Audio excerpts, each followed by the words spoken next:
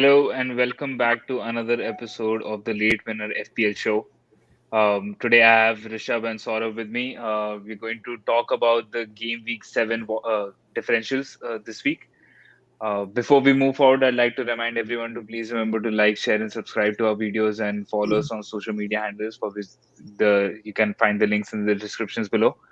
So, how are you feeling, guys? Do you think we had a good Game Week 6? I don't think we had a great Game Week 6. As long as we're getting green arrows, I don't care about if we're having good weeks or not. We still climbed about 12,000 in rankings or 10,000 or 11,000, something like that. So yeah, I think we had a good week then. In comparison to everyone, we had a good week then. If we had We a had a green good arrow, week. If basically we it had was a good a week. captain, if it could have been the differential because Ronaldo, everybody captained Ronaldo, and so did we. But he didn't fire. He didn't give any points for us. So that was kind of a letdown. But still, we did pretty good. We still did pretty good. Yeah. So yeah, it could have been done better, but yeah, I think we're okay. We're okay. Yeah. As long as I said, like previously as well, like if we're within our reach of our objective of the season, then yeah, I'm okay. Absolutely. I think we've been doing pretty well as a team, as a unit, even though behind the camera we have a lot of bantering between us as well, which is not very tasteful for our YouTube channel. But I think we We, all agree to come to a common consensus and have a great team which we put forward. I we think. are 775 subscribers away from getting those behind the scenes. So yeah, hit those subscribe buttons as we speak. So let's not before without wasting any further time, let's start talking about the game week differentials for game week 7. Yes.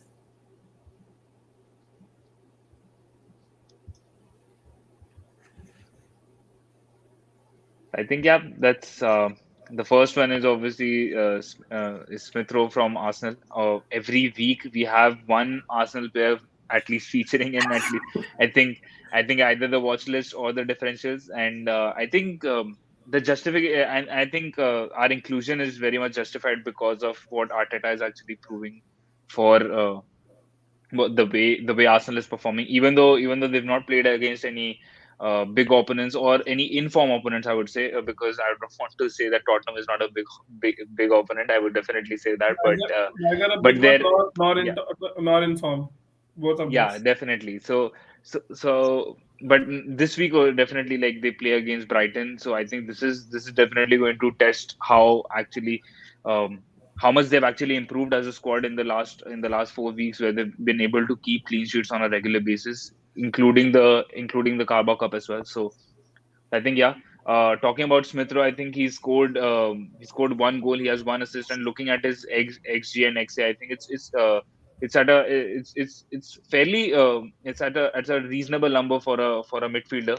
So I would say, I think based on his valuation also, which is dropped from 5.5 to 5.3, I think he's a value buy at this stage. And anyone who's actually looking to replace maybe Ferran Torres because of the unsurety which Pep brings in due to the City squad, I think Smith Rowe is definitely one player which you can actually eye him for, because Smith Rowe is definitely going to play on a regular basis. And actually looking at the way he performed against Spurs, I think he definitely is going to be playing more upfront in the coming game weeks as well.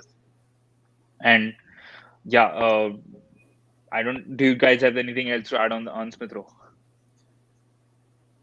Not No. particularly, no. I think Brighton game, just to say that Brighton game will be a tough one because Brighton has been playing very attacking, and this will be the game where Arsenal's defense is put to test after 3-4 matches of clean sheet what they have kept. So I think it will be a good game. Plus, it's an away game, and we can see the atmosphere. And they last year they were able to defeat City after going 2-1 down. So we know what they are capable of. We know at this point the form they are in. So it's just that it will be a good game, and Arsenal are definitely. I think Arsenal are going to lose based on the game that Brighton has played. But I think Arsenal are going to lose. No, I don't think so. I mean, I there think is no way that they will lose. I think they have So a favorable run of fixtures. I think I can definitely see 5 wins and 5 out of 5. No, I'm just talking about the next one because it is a Brighton game. They are in form and it is an away game. I'm just talking about the Brighton game, not all the 5 games that I have said. It's just the Brighton game. Let's I think we can talk about the Brighton fixture in depth if you guys want, but if you guys are interested in doing a preview. But I think it's definitely going to be a tough fixture, but right now we're not talking about the defense. I think we want to focus on the mid. I think he can and Brighton has the tendency of leaking goals, so I think Smith Rowe can definitely score a goal or two if given if he finds the right opportunities and capitalizes on them. The second player is also, I think we have from Arsenal is Patrick Aubameyang at this stage. Patrick Aubameyang, what did he say? Sorry, I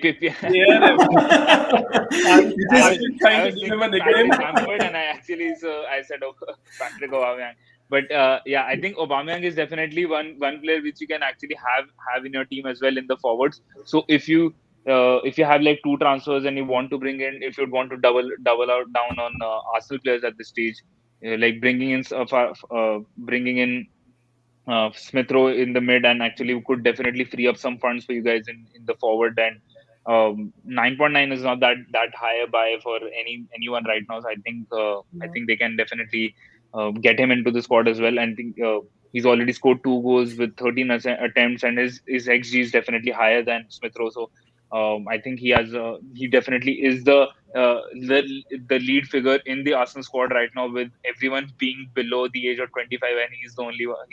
Him and Lacazette are the only 2 players who are actually above 30 at this stage. So I think they both are playing a very central mentor figure and a lead role in the squads as well. So I think Aubameyang is definitely starting to find his form as well.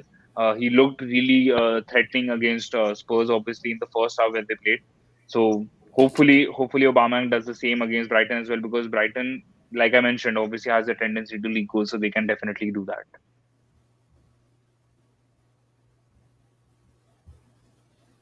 Yeah. So the next player for a differential pick is 𝗬𝗓𝗓 𝗬𝗓𝗓.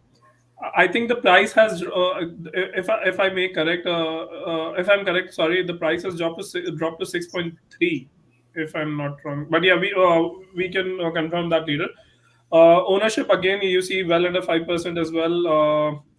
The goals attempts to the goal ratio is not very high. 1 goals for the 14 attempts that he has had. But definitely the way that Tielemans has been playing, he has been a great assister. He has been successful in finding giving balls to Jamie Vardy, creating chances for him. And we have seen that Jamie Vardy, how clinical of a striker he is. So based on the XG and XA, we can definitely say we expect more of assists from Yuri Tielemans than goals. XA stands at 1.47.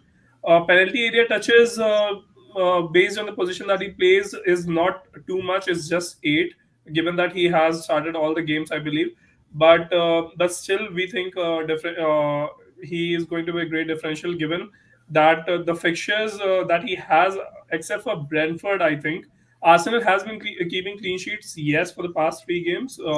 But except for Brentford at this point, I think every team has a tendency to leak goal. Brentford, again, I know it was Liverpool, so we can just remove that part that Liverpool scored 3 against them, because Liverpool has been awesome in attack. But apart from that, I think at least 2 or 3 assists from him and 1 goal in next 5 games. Two assists, I would say, and 1 in next couple of games. Okay, I think I agree with you. I think he's having a good season as of now. I think obviously like Leicester overall are not having a good season, but I think he and Jamie Vardy are doing pretty well. Leicester in the attack are having a very good season, but in the defense they are having equally poor season. So I think this guy, at least for attack, since we are talking about, can be a differential. Yes, agreed.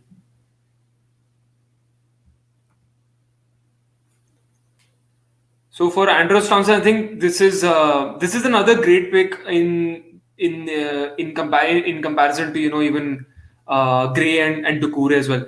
The only difference between the only difference I say is that right now Calvert-Lewin is injured and he's on penalty kicks. So I think he is a great pick in that case, and he's playing pretty upfront. He's playing on the wings. So unless if you look at Doucouré, who's actually playing as a sometimes he plays as a number 10, but sometimes he plays as a holding midfielder. So I really don't know if he's going to be that upfront.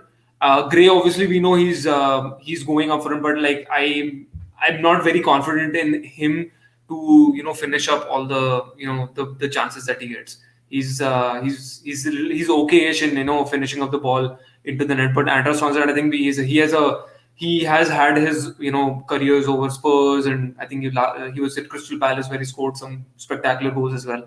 So right now I think he's a good differential pick to have, as everyone has already jumped up on Gray.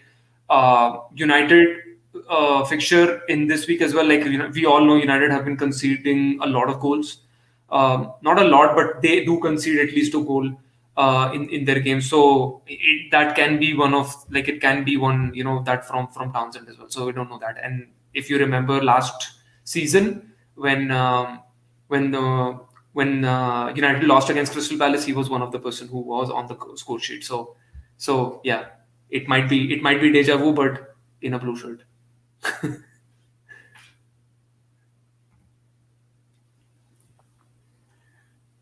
Okay, 𝗕𝗲𝗏, I think this is a great pick for even this week. I would say, how Brentford are actually defending, even though they conceded 3 goals, but to come back from that game against Liverpool, they're pretty defensively solid in that case. Except for that game, I think they have been pretty much decent in their games. They've not conceded a lot of goals. Even if you look at the Brighton game where they lost it in the last minute. So I think this is a good pick, and even just a little bit of the call outs, but even their Christopher Ajer is also a great pick for Brentford defense. If somebody's looking into that as well, I think you can see he's already had a goal, he's already had an assist in the 6 game weeks that he's played. The thing that I think I messed up on that, the interceptions, I think they were 11. So even in the defending capability, they're doing pretty well. So you'll see even if Brentford does not even if Pinnock does not score, he will get a lot of bonus points just because of the recoveries and clearances that he's doing. So that gives a lot of points in the BPS system that FPL provides. So that's actually a very good pick in Ethan Pinnock.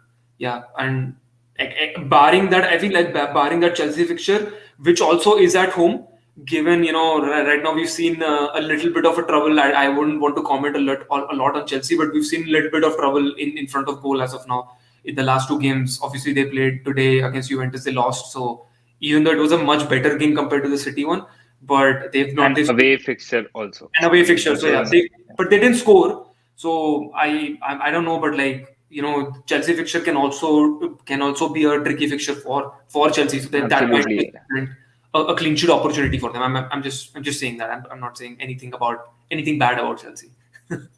No, I think you're spot on with about Chelsea in that aspect. Yeah, I think you cannot take Brentford lightly at this stage, right? Because of the way they're playing. So yeah, that's a fair assumption right now. So yeah, I think that's our differential picks for this week. If you have any other players which you think might be better suited for this game week or based on the fixtures for the next 5 or 6 game weeks, definitely let us know. We'd definitely like to know from you guys. You can let us know in the comment section. So thank you guys. Stay tuned for the team reveal as well, and we'll have that video coming out in the next 2 days. Yeah, I think so. Yeah. So because we definitely didn't have a watch list for this week, or so yeah, I think let's stay tuned for that, guys, and do not forget to like, share, and subscribe to our videos and follow us on social media handles. And thank you, and see you guys tomorrow.